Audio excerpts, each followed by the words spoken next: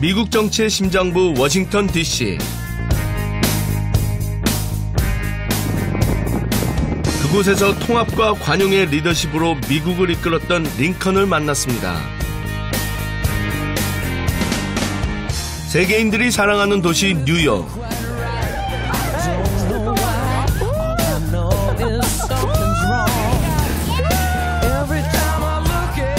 이민자들이 모여 다채로운 문화를 꼽힌 그 축제 같은 도시로 지금 떠납니다.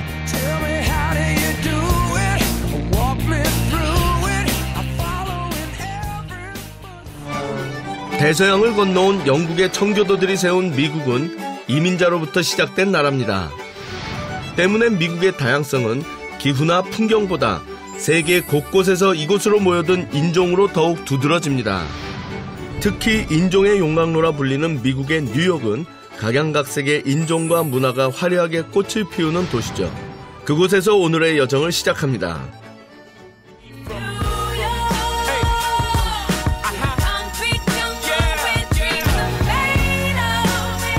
자유의 여신상이 여행자들을 반기는 뉴욕은 미국 최대의 도시입니다. 미국의 상업, 금융, 무역의 중심지로 또한 문화와 예술에서도 중요한 위치를 차지하는 그야말로 세계적인 대도시죠. 그 중에서도 가장 핵심이 되는 지역이 바로 맨해튼입니다. 뉴욕 맨해튼 하면 워낙 영화나 미국 드라마에 많이 나와 가봐야 할 명소도 많지만 제가 첫 번째로 향한 곳은 센트럴 파크입니다. 그런데 공교롭게도 제가 뉴욕을 찾은 날 때늦은 폭설과 한파로 도로에선 제설 작업이 한창입니다.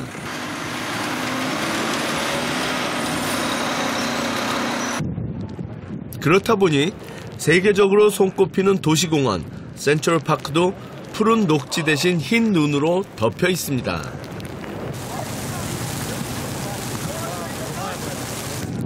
아니 지금이 3월 중순인데 뉴욕에 가끔 이렇게 눈이 온다는 얘기는 들었지만 제가 그 눈 속에 파묻힐 줄은 정말 꿈에도 몰랐습니다.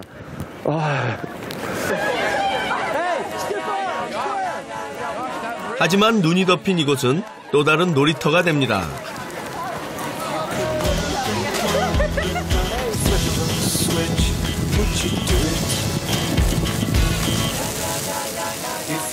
마치 겨울 왕국에 온 듯 모두를 동심의 세계로 이끕니다. 공원 언덕에선 눈썰매도 탑니다.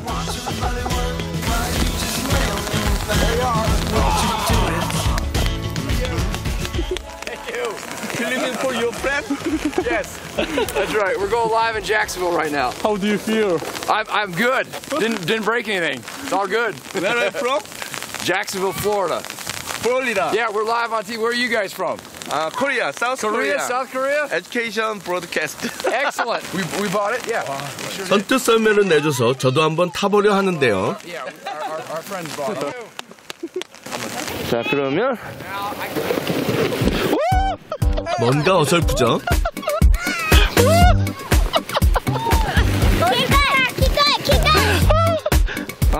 결국 소녀의 응원에도 요령이 없는 저는 많이 못 갑니다. It's very hard to keep going. 와, 아니 순간적으로 확 내려오는데요?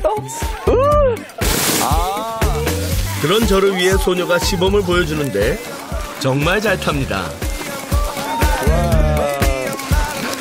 자, 기술. 이제 저도 감 잡은 것 같죠?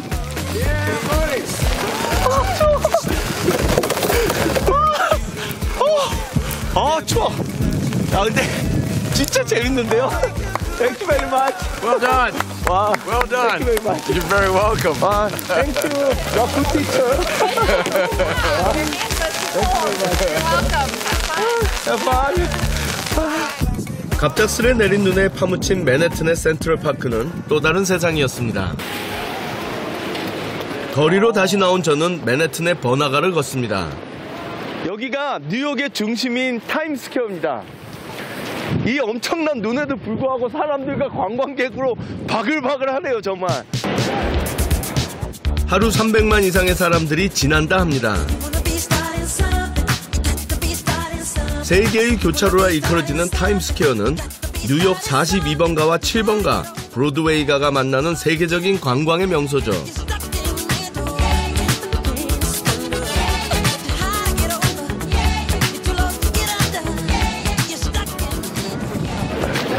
이 어마어마한 주 재난 사태에도 불구하고 사람들을 집에 잡아둘 수 없는 이 뉴욕의 매력? 그런 게 느껴지네요. 그 매력에 이끌려온 서로 다른 인종과 문화의 사람들이 뉴욕 안에서 자연스럽게 공존하고 있습니다. 이 뉴욕이라는 도시는 전 세계의 수많은 나라에서 몰려온 이민자들이 만든 그 다양함 위에 성장한 도시다. 그런 생각이 들고요. 근데 그게 비단 뉴욕의 얘기가 아니죠. 사실은 1620년에 플리머스에 도착했던 100여 명으로부터 시작한 이 미국이라는 나라가 200여 년이 좀 지나서 오늘날과 같이 이런 거대한 국가로 성장할 수 있었던 거는 그 수많은 이민자들의 힘, 그들의 다양함을 하나로 녹여내는 그 힘으로부터 시작된 거 아닐까, 그런 생각이 듭니다. 그런 면에서 뉴욕은 미국 문화의 상징인 인종의 모자이크를 가장 잘 보여주는 도시죠.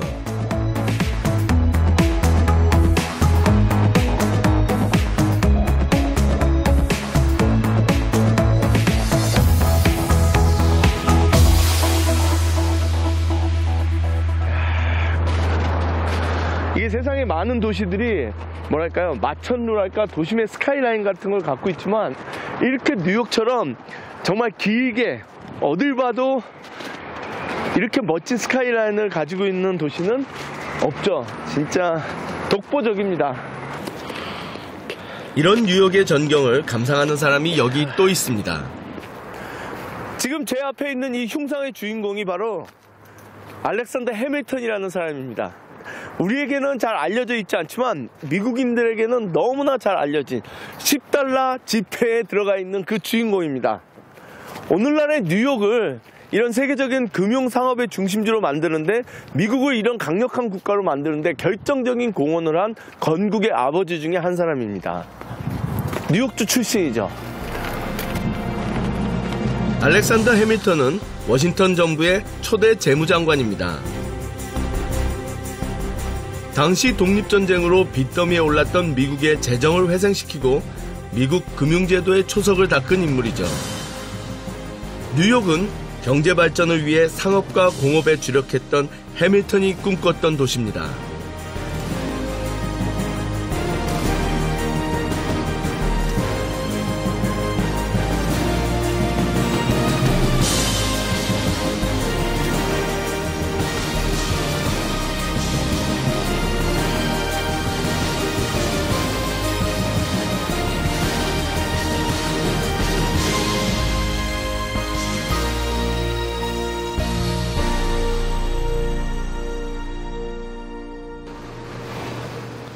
볼거리 많은 뉴욕은 즐기는 방법도 여러 가지입니다.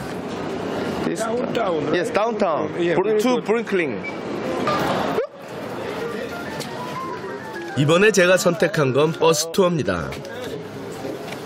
특수 제작한 버스를 타고 맨하튼 중심가를 둘러보는 겁니다. 야, 진짜 좋은데요? 버스가 출발하자 창밖으로 뉴욕의 도시 풍경이 펼쳐집니다.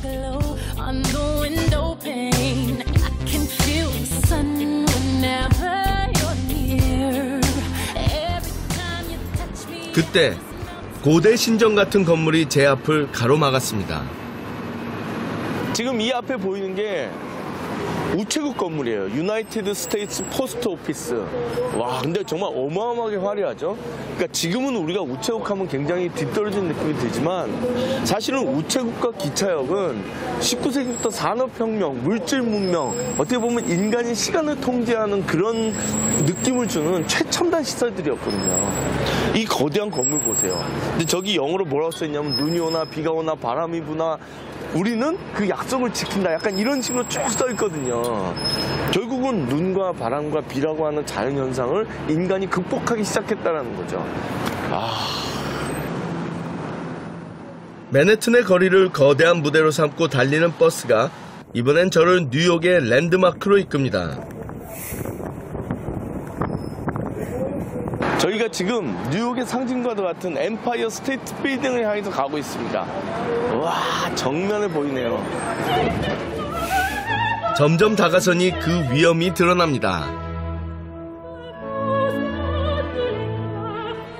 1931년 높이 381m로 위풍당당하게 세워진 빌딩은 이후 한동안 세계 최고의 빌딩으로 군림했는데요. 이게 뉴욕이라고 하는 주가 미국 사람들도 뉴욕주에 대해서 바라보는 시각이 그렇게 꼭 곱지만은 않거든요. 왜냐하면 뉴욕이 있는 이 뉴욕주의 자기들의 별칭이 엠파이어 스테이트예요. 제국의 주다. 그러니까 자기들이 정말로 미국의 중심이면서 세계의 중심이라고 스스로 생각하는 거죠. 그리고 그 한가운데 이 엠파이어 스테이트 빌딩이 있는 겁니다. 지금은 세계 최고의 자리에서 내려왔지만 여전히 미국의 자존심으로 남아 있습니다. 이번엔 뉴욕 맨하튼에 들어선 최초의 마철루 플랫 아이언 빌딩입니다. 말 그대로 다림이란 뜻의 이 빌딩은 독특한 삼각형 모양을 하고 있는데요. 와, 정말 이쁘네요. 20세기 건축 발전의 상징과도 같은 건축물이죠. 유수의 건물들이 들어선 빌딩 숲은 정말 이곳이 세계적인 도시임을 느끼게 해줍니다.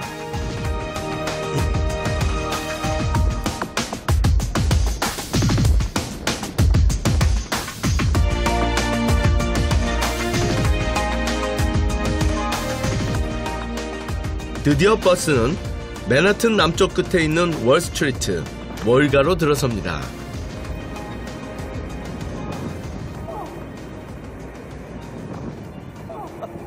이거 월스트리트야말로 해밀턴이 미국을 건국하면서 꿈꿨던 어떤 세상을 상징하는 거죠. 금융과 상업, 그리고 세계의 중심, 뉴욕, 그리고 미국. 월스트리트에 와보니까 해밀턴이 얼마나 대단한 사람이었는지가 새삼 생각이 납니다. 이 거리엔 세계의 경제와 문화를 선도하는 뉴욕의 역사가 간직돼 있습니다.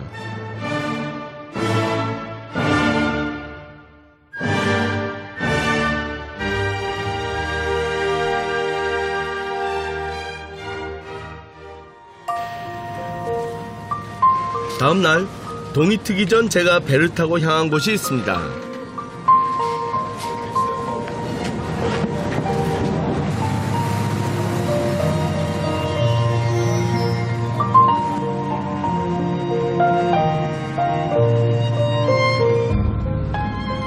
자유의 여신상이 세워진 리버티섬 바로 앞에 있는 앨리스 섬입니다.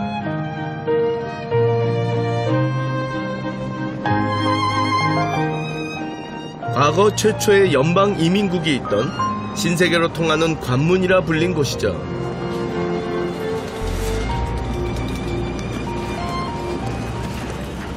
제가 지금 새벽에 첫 배로 이 앨리스 섬에 도착했거든요. 이곳은 정말로 많은 이민자들이 뉴욕으로 미국으로 들어가기 위해서 거쳐갔던 곳인데 이렇게 첫 새벽에 딱 도착하니까 뭔가 그 옛날에 그 사람들의 어떤 심정이 이런 거였을까? 뭔가 낯설고 뭔가 어둠컴컴한데 빛은 밝아오는 것 같고 그런 두려움과 희망이 교차하는 그런 느낌?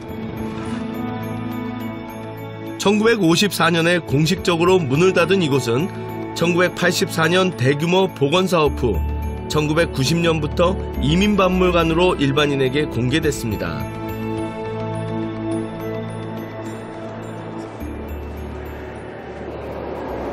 이 앨리스 섬에 들어와서 이 가방들을 보니까 가슴이 되게 먹먹해져요. 이 걸려있는 사진들하고 비교를 해보면 지금도 사실은 자기 어떤 고향, 조국을 떠나서 새로운 곳으로 이민을 간다는 게 두렵고 어려운 결정이었을 텐데 지금 이 사람들은 100년도 더 전에 그런 일들을 했던 거잖아요. 당시 이민 접수를 하고 심사를 하던 그레이트 홀에는 이민자들의 유품, 옷, 사진 등의 물품이 전시돼 있습니다.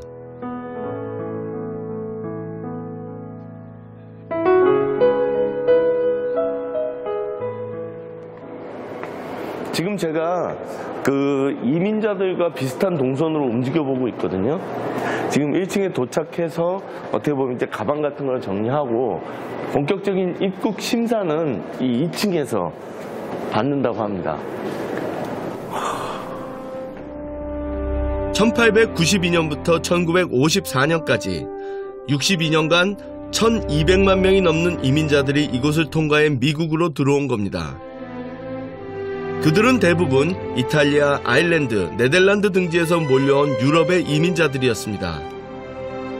1차 세계대전 이후 풍요와 번영의 땅으로 아메리칸 드림을 꿈꾸며 이민자들이 찾아온 거죠. 그 흔적이 잘 보존된 이곳에선 당시의 모습이 그려집니다. 지금 제 눈앞에 보이는 이 책상이 있는 곳이 바로 입국 심사관들이 앉아서 이 사람들의 운명을 결정하던 그 자리였는데, 여기 정말로 길게 줄을 서서 자기 차례를 기다렸겠죠.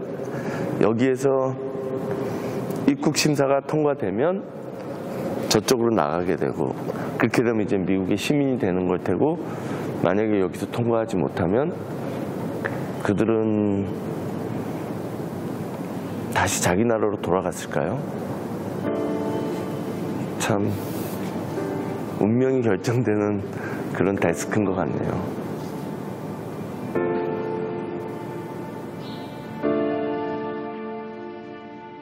하지만 결국 이곳을 통과한 이민자들이 이 땅을 더욱 풍요롭게 한 것이죠. 당시 이민자들이 이 창을 통해 본 미국은 어땠을까요? 지금도 맨하탄은 화려하지만 20세기 초, 그러니까 이민자들이 이곳을 통해서 뉴욕으로 입국할 때도 어떻게 보면 세계에서 가장 마천루가 많았던, 어떻게 보면 미래를 향해서 막 성장하는 게 보이는 그런 도시였어요. 아마 이곳에서 두려움에 떨면서 입국 심사를 기다리던 사람들도 저 뉴욕의 그 당시의 마천루를 보면서 새로운 희망을 가졌을 겁니다. 와, 저 멋진 도시가 내가 살 수 있는 도시구나, 그런 느낌 받지 않았을까요?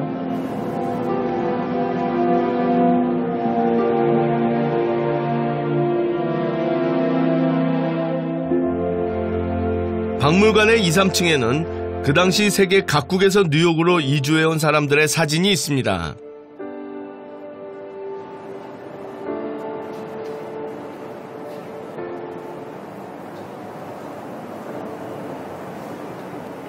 이 사진들을 보고 있으니까 확실히 미국이라는 나라가 이런 이민자들이 만든 나라다라는 게 딱 가슴에 와서 그냥 박히네요.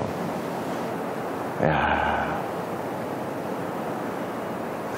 근데 이게 이 이민의 역사라는 게 좀 복잡합니다. 그러니까 항상 이민을 받아들였던 게 아니라, 이민을 왔던 사람들이 정착해서 그들이 어떻게 보면 성공하고 기득권을 갖게 되면 또 새로운 이민에 대해서는 반대하는 여론이 생겨나서 이민을 제한하는 조치들이 계속해서 나오게 돼요. 그러다가 또 필요에 의해서 이민을 또 확대하기도 하고요. 결국은 이민의 역사라는 것은 개방과 제한의 반복이라고 할 수 있죠. 근데 이제 2017년에 그들은 어떤 해답을 찾아가게 될까요? 그게 미국의 미래를 어떻게 바꿔놓을까요? 여기 와서 100여 년 전에 이 앨리스 섬을 통해서 들어왔던 사람들의 이런 사진을 보니까 굉장히 궁금해져요. 미국이 만들어갈 미래가